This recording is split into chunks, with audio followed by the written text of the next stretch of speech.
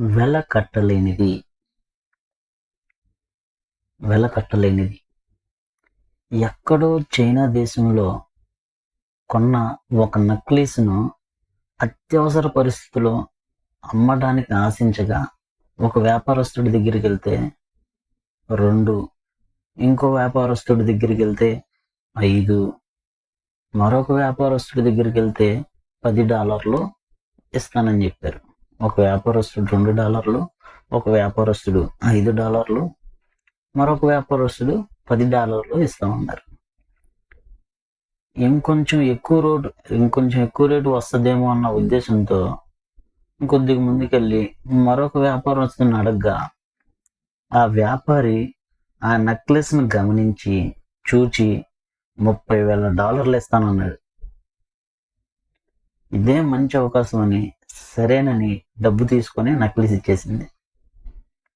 కొద్దిగా ఆలోచనొచ్చి మళ్ళీ వెనక్కెళ్ళి, ఈ నెక్లెసు కొత్తది చేయించుకున్నా అంత రేటుగా రాదు కదా!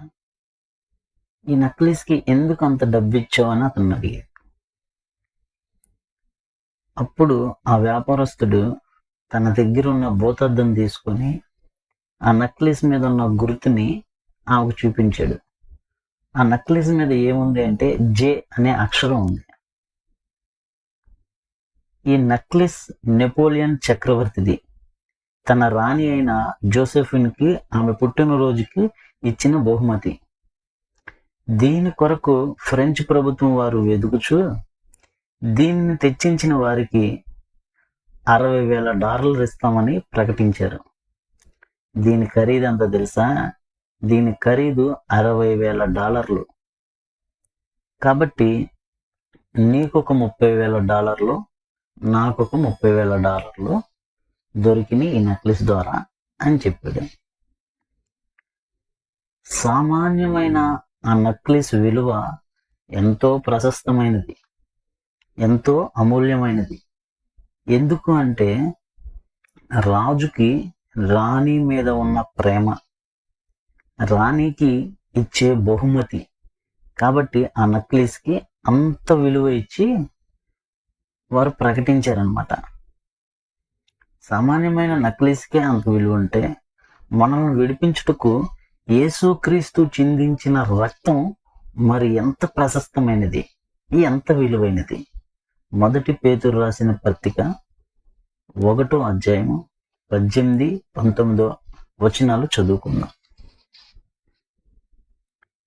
పితృపారంప్యమైన మీ వ్యర్థ ప్రవర్తనను విడిచిపెట్టునట్లుగా వెండి బంగారముల వంటి క్షయ వస్తువుల చేత మీరు విమోచించబడలేదు గాని అమూల్యమైన రక్తము చేత, అనగా నిర్దోషమును నిష్కలంకమునగు గొర్రెపిల్ల వంటి క్రీస్తు రక్తము చేత విమోచింపబడితిరని మీరెరుగుదురుగాక.